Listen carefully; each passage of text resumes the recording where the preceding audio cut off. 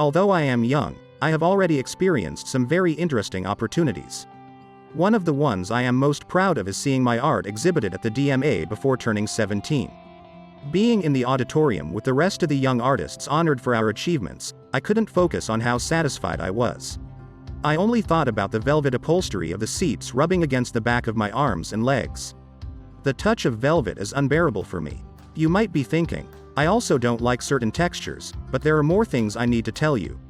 My name is Kate Kahle, I'm 20 years old, and I'm autistic.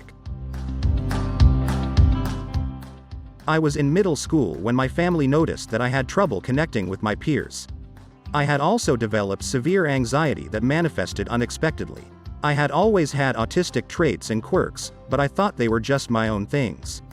My parents had me evaluated, and that's when we discovered that I was autistic. It was totally unexpected because I don't fit the usual concept of what an autistic person is. Autism is diagnosed when social expectations of neurotypical behavior begin to exceed a person's ability to adopt such behavior.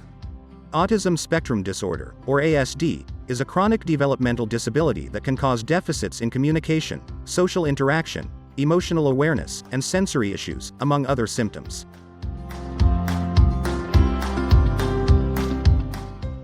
Autism is chronic because, being not an illness, it has no cure. It is a neurodivergence, which means that the autistic brain functions differently from the neurotypical brain. The exact reasons for the existence of autism are not known.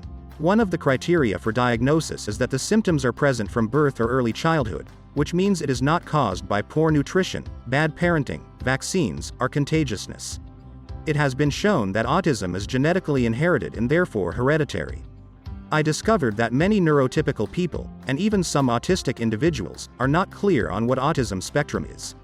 On one hand, I believe the name is not appropriate, but also, the perspective of experts and researchers keeps changing with each new advancement. In the past, autism was divided into 3 levels: mild, moderate, and severe. Later, it was seen as a progression between high and low functioning, where high functioning is known as Asperger's syndrome. It is reasonable to think that as long as someone experiences the same symptoms, the name of their condition doesn't matter much. Let me tell you why I avoid the term Asperger's syndrome. Hans Asperger was a physician and one of the first to study autistic children, whom he called autistic psychopaths. He believed in eugenics and sent many of them to the Third Reich's euthanasia and child sterilization programs. Although they were not the Nazis' primary target, they were considered a threat to the goal of a genetically pure society. When the term Asperger's syndrome is used, unknowingly, it reinforces the idea that autistic people have no value to society. That's why I prefer my condition to be called autism, or autism spectrum disorder, instead of Asperger's syndrome. Nowadays, the spectrum is represented in this